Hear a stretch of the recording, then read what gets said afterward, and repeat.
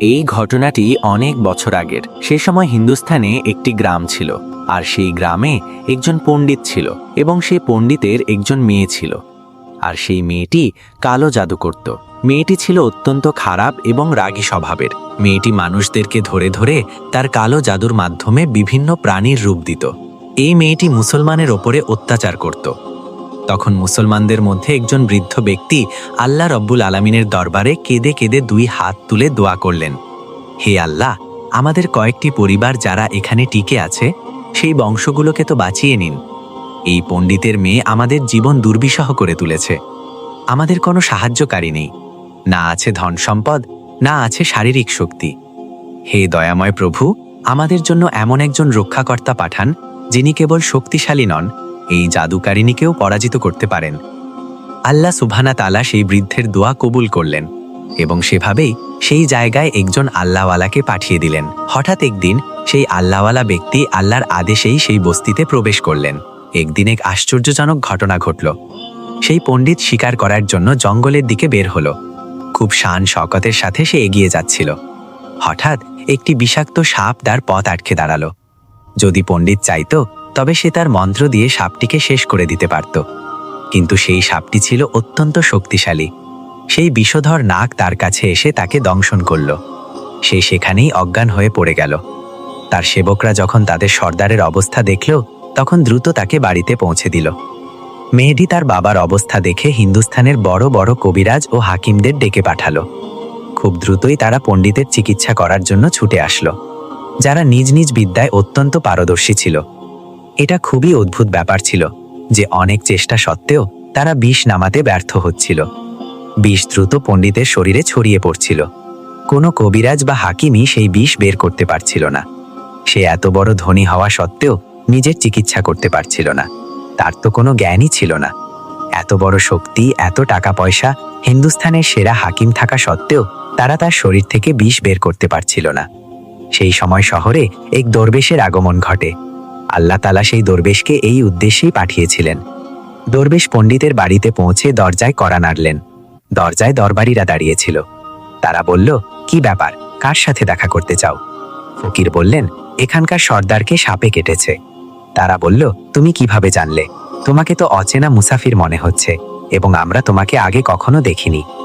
দরবেশ বললেন, আমি একজন মুসাফির এবং খবর পেয়েছি এখানকার সর্দারকে একটি সাপে কেটেছে এবং কেউই তার চিকিৎসা করতে পারছে না। দরবারীরা বলল, আরে ভাই, কিন্তু তুমি কে?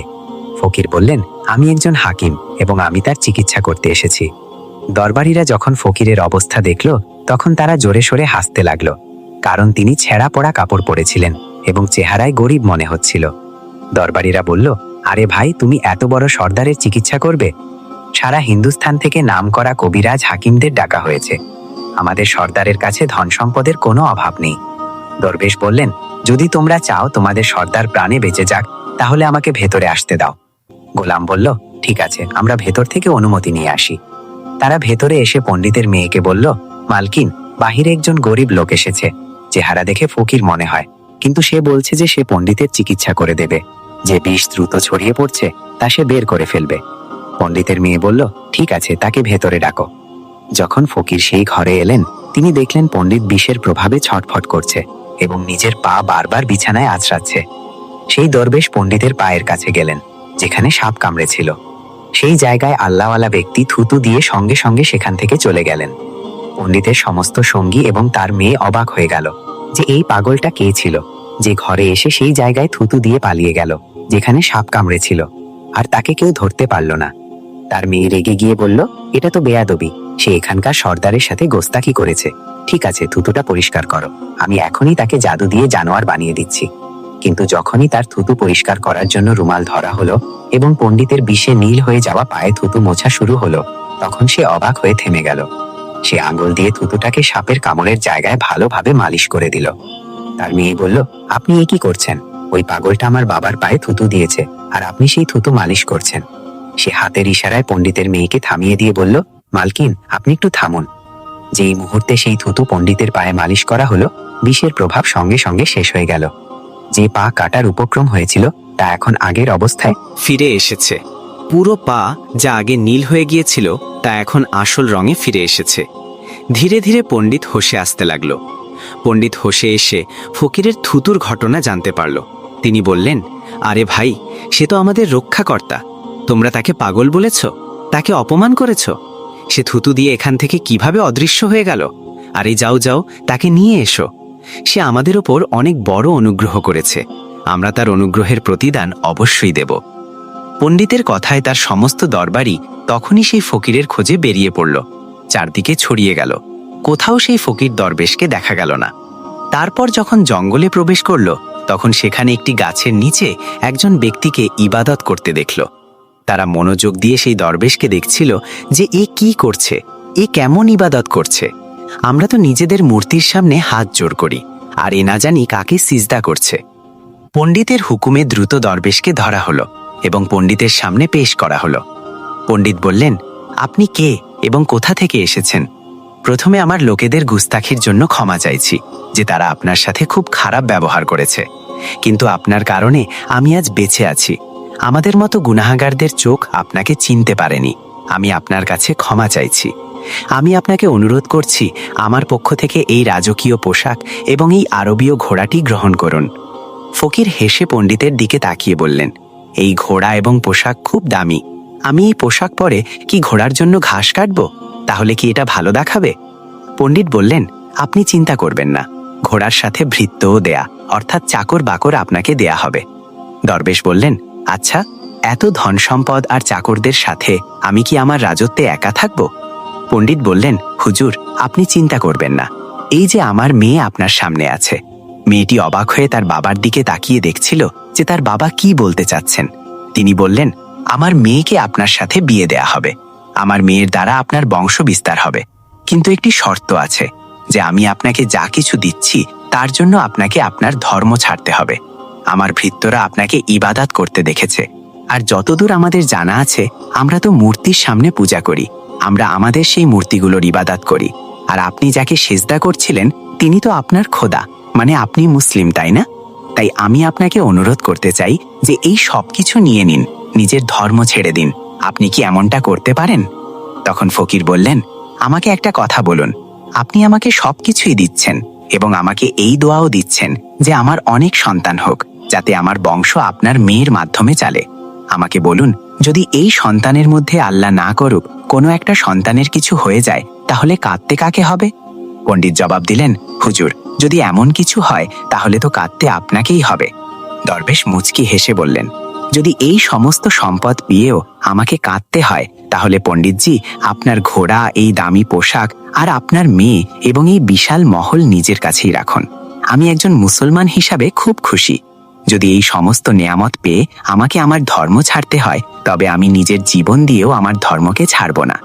যে প্রভু আমাকে সৃষ্টি করেছেন, আমি কি সেই প্রভুর ধর্ম ছেড়ে আপনার কাছে চলে আসব শুধু এই সামান্য কিছু টাকার জন্য, দুনিয়ার জিনিসের জন্য? আমার তো আখিরাতের জীবন চাই, আর সেই সমস্ত নেয়ামত আমি সেখানেই পেয়ে যাব। তাই আমি আমার দরবেশী জীবন নিয়েই খুব খুশি। আল্লাহ তাআলা আমাকে যে উদ্দেশ্যে এখানে পাঠিয়েছেন, শুধু সেই উদ্দেশ্যটা পূর্ণ করলেই হবে। তখন পণ্ডিত কৌতূহলী হয়ে বললেন, আপনার উদ্দেশ্য কি? ফকির বললেন, এই হিন্দুস্তানের মাটিতে মুসলমানদের ওপর অনেক জুলুম হচ্ছে, আমি তাদের জন্যই রক্ষাকর্তা হয়ে এসেছি। এই বলে তিনি চলে যেতে লাগলেন।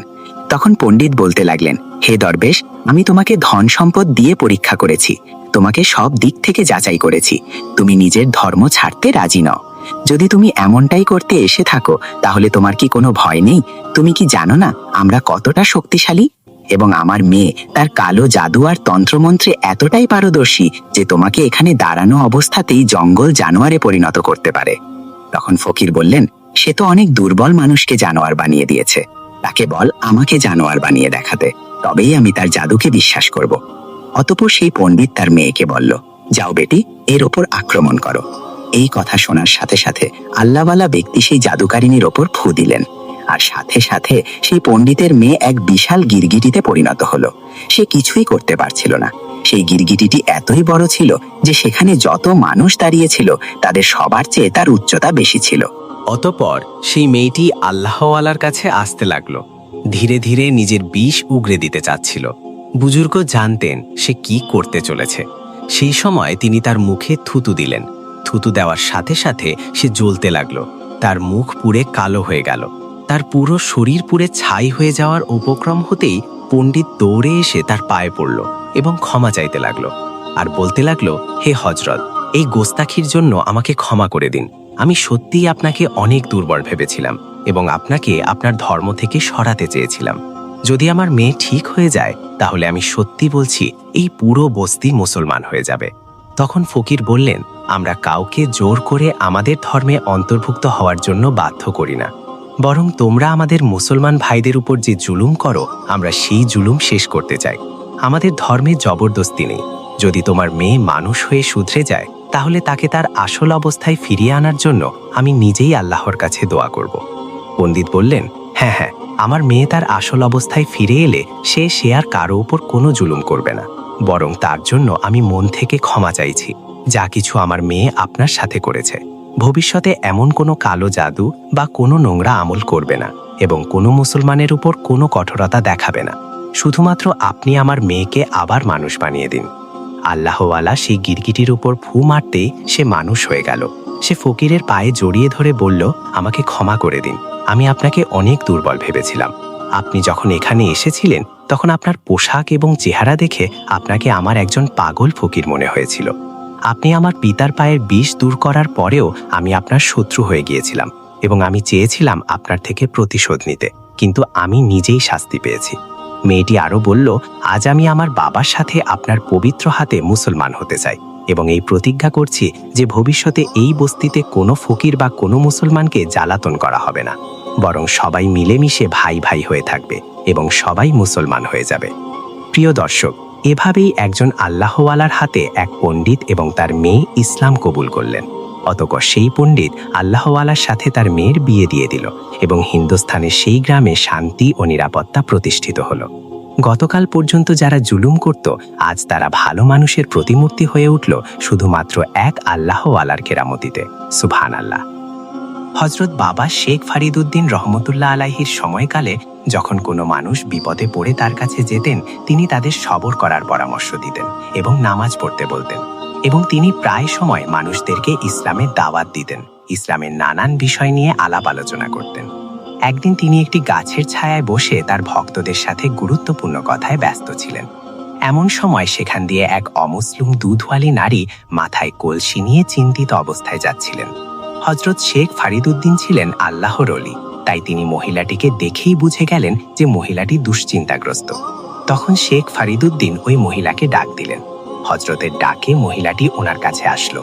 তখন শেখ ফরিদউদ্দিন মহিলাটিকে জিজ্ঞেস করলেন, মা, তোমাকে এত চিন্তিত লাগছে কেন? কি হয়েছে তোমার? তখন মহিলাটি তার বিষয়ে আল্লাহর ওলিকে সবকিছু খুলে বললেন।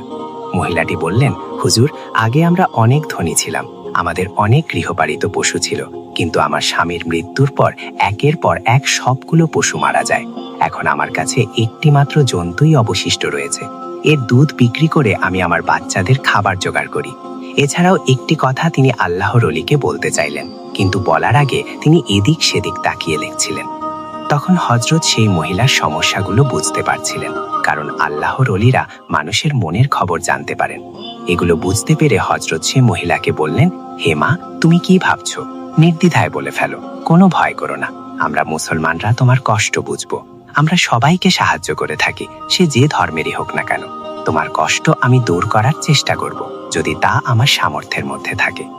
তারপর ওই মহিলা বাবাকে এমন সব রহস্যময় কথা বলতে শুরু করলো, আর সেই কথাগুলো বলার সময় তার ঠোঁট কাঁপছিল। সে বলল, হে হজরত, কিছুদিন ধরে এখানকার এক জাদুকর আমাকে খুব বিরক্ত করছে। তারা আমাকে বলে আমার ছাগলের যত দুধ আছে সমস্ত দুধটা তাদেরকে দিয়ে দেওয়ার জন্য। আমি প্রথমে তাদের কথার কোনো গুরুত্ব দেইনি, কিন্তু পরদিন যখন আমি আমার গ্রামে দুধ বিক্রি করতে যাই তখন আবার তারা আমার কাছে আসে এবং বলতে শুরু করে, আমাদের জাদুকর গুরু তোমার ছাগলের সমস্ত দুধটুকু চাচ্ছেন, তুমি তাকে ফিরিয়ে দিতে পারো না, তোমাকে দুধ দিতেই হবে। তার কথা কেউ ফেলতে পারেন না। হজরত, তার কথা শুনে আমি ভেবেছিলাম, আচ্ছা ঠিক আছে, দুধ দিয়েই দেই, তারা তো আমাকে দাম দিয়েই দেবে। অতঃপর তাদেরকে দুধ দেবার পর যখন দুধের দাম চাইলাম তখন তারা আমাকে বলতে লাগলো, আমরা যে জিনিস একবার নেই তার কোনো দাম দিতে হয় না, তুমি এখান থেকে 1 টাকাও পাবে না। অতঃপর আমি যখন টাকা ছাড়া দুধ দিতে বারণ করলাম তখন তারা আমাকে অভিশাপ দিল, হুজুর, এই জাদুকরের মুখ এতই অভিশপ্ত ছিল যে তারা অভিশাপ দেওয়ার সাথে সাথে ওই বাটি ভরা দুধগুলো পোকায় ও কীটপতঙ্গে পরিণত হয়ে গেল। আমি প্রথম দিন এটাকে দুর্ঘটনা ভেবেছিলাম, কিন্তু পরের দিনও ঠিক এরকমই হয়েছিল। আমি যেই পাত্রে ছাগলের দুধ ভরে নিতাম সেই পাত্রটি পোকামাকড়ে ভরে যেত। অতঃপর বাধ্য হয়ে আমি পরের দিন ওই 6 জন জাদুকরের সঙ্গীর কাছে গেলাম আর কান্না করতে করতে তাদেরকে বলতে লাগলাম, অর্ধেক দুধ আপনারা নিয়ে নেন আর অর্ধেক দুধ আমার বাচ্চাদেরকে দিয়ে দিন। কিন্তু ওই শয়তানদের উপর এসব কথার কোনো গুরুত্ব ছিল না। অতঃপর কাঁদতে কাঁদতে মহিলাটি তার বাড়িতে চলে গেলেন। তারপর একদিন ওই জাদুকর মহিলার বাড়িতে এলো। তারা এসে খুব খারাপভাবে তাকে বলতে লাগলো, হে নারী, আমাদের জাদুকরের হুকুম, তুই তোর ছাগলের দুধ আমাদের দিবি। আর যদি আমাদের দুধ না দিস তবে প্রথমে তোর জীবজন্তুগুলো মারা যাবে, তারপর তোর বাচ্চাদেরকে আমরা আমাদের আযাবের কাজে লাগাবো। তুই যে বাচ্চাদের জন্য মানুষের দুয়ারে দুয়ারে যাস, যে বাচ্চাদের জন্য এত কষ্ট করিস, সেই বাচ্চারাই যদি না থাকে তাহলে তুই কি করবি? মহিলাটি এই দুঃখের কথা শুনে হযরত বললেন, থামো মা, থামো, আর কান্না করো না। তোমার এই দুঃখের দিন খুব তাড়াতাড়ি ঠিক হতে চলেছে। এটা শুনে মহিলাটি বলতে লাগলো, হযরত, আমার দুঃখের কথা বাদ দেন, আমার তো কোনোভাবে চলে যাবে, কিন্তু আপনারা খুব সহজ সরল মানুষ মনে হচ্ছে, তাই আপনাদের দেখে আমি এদিকে আসলাম আপনাদের সাবধান করতে। ওই শয়তানদের নজর না জানি আবার কখন আপনাদের ওপর পড়ে যায়, না জানি কখন আপনারা তাদের অত্যাচারের শিকার হন। মহিলাটির সাদা মনের এই কথা শুনে হযরত খুশি হলেন। সেই মহিলার মন ছিল পরিষ্কার, সে তাদের সাহায্য করার জন্য সেই শয়তানদের কথা তাদেরকে আগে জানিয়ে সাবধান করে দিতে এসেছিল। হযরত তার এই আচরণে অনেক খুশি হয়েছিলেন। অতঃপর হযরত খুশি হয়ে তাকে বললেন, মা, তুমি খুব পরিষ্কার মনের মানুষ, তোমার মন খুবই নরম। আমরা ফকির মানুষ, আমাদের এই সাহায্যের কথা মনে থাকবে। তুমি এখন চলে যাও। আমরা মুসলমানরা বিশ্বাস করি আল্লাহ তাআলা যতক্ষণ পর্যন্ত না কাউকে কোনো বিপদগ্রস্ত করছেন ততক্ষণ পর্যন্ত এই পৃথিবীর কেউ তাদেরকে কোনো বিপদে ফেলতে পারবে না। যদি তুমি ওই জাদুকর লোকজনের ভয়কে বাদ দিয়ে আল্লাহর ভয়কে তোমার নিজের মনে গ্রহণ করে নাও, তাহলে তুমি নিজেও সহি সালামতে থাকবে। তুমি কখনো তাদেরকে ভয় পাবে না, তোমার প্রাণীগুলো আর তোমার বাচ্চাগুলো বেঁচে যাবে।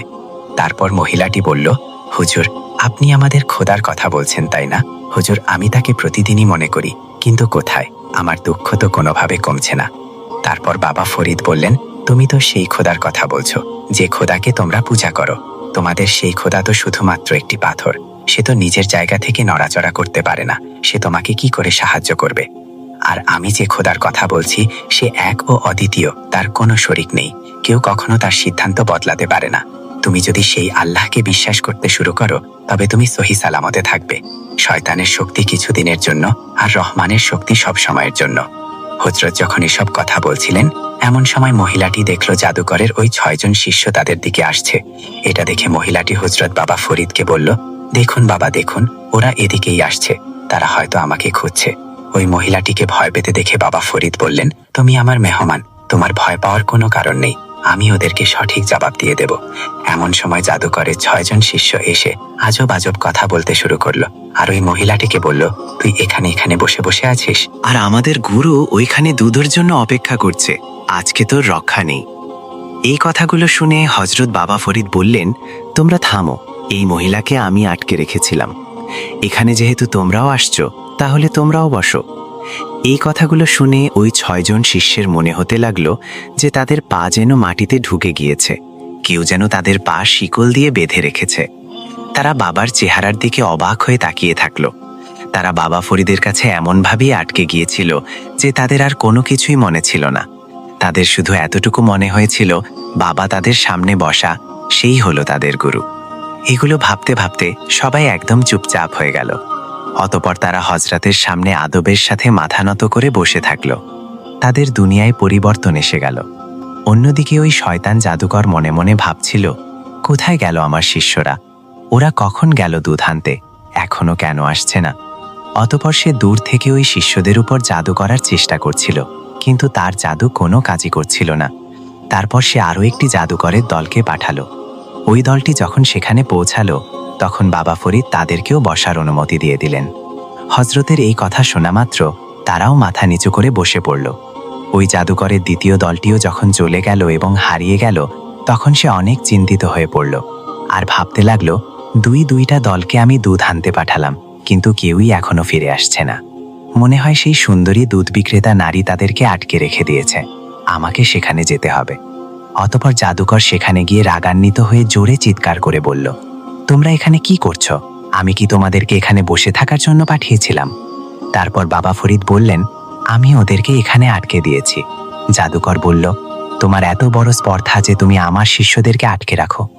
এই বলে সেই জাদুকর মন্ত্র পড়ে ফু দিয়ে সেনাদের পাথর বানিয়ে দিল। অতঃপর সে জাদুকর বাবা ফরিদকে বলতে লাগলো, আমি এগুলোর উপর এত আমল করেছি যে আমার চেয়ে বড় কোনো জাদুকর এখানে নেই।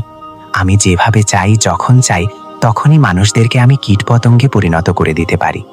এই বলে সে মন্ত্রের ওপর মন্ত্র পড়ে তার সৈন্যদের ওপর ফু দিতে শুরু করলো। সেই জাদুকর ভেবেছিল এখনই তার শিষ্যরা উঠে দাঁড়াবে এবং বাবাকে আক্রমণ করবে, কিন্তু জাদুকরের সব মন্ত্র ফিরে আসছিল। জাদুকর যখন এগুলো করে ক্লান্ত হয়ে গিয়েছিল, তখন বাবা বললেন, এসব জাদু জাদু টোনা এখানে চলবে না। এরা এখন আমার শিষ্য, তোমার না। এরা এখন মুসলমান হয়ে গিয়েছে। তুই এদের দ্বারা গরিব দুঃখী মানুষদের উপর দিনের পর দিন অনেক অত্যাচার করেছিস। তোর জন্য এই বেচারি দুধওয়ালি অনেক সমস্যায় পড়েছে। হযরতের এই কথা শুনে জাদুকর খুব রেগে গেল এবং চিৎকার করে করে মন্ত্র পড়তে শুরু করলো। আর তখনই সেখানে কিছু দুষ্ট জিন এসে উপস্থিত হলো। তার ডাকে যত বড় বড় শয়তান ছিল তারা সবাই চলে আসলো। তখন জাদুকর বলতে লাগলো, হে আমার শিষ্যরা, তোমরা এই জাদুকরের উপর আক্রমণ করো। সে আমার সৈন্যদের উপর জাদু করেছে এবং আমার জায়গা জমি দখল করতে চাচ্ছে। তখনই দুষ্ট জিনেরা বাবার নুরানি চেহারা দেখে ভয় পেয়ে গেল এবং জাদুকরের জাদু উল্টে গিয়ে তার উপরেই পতিত হলো।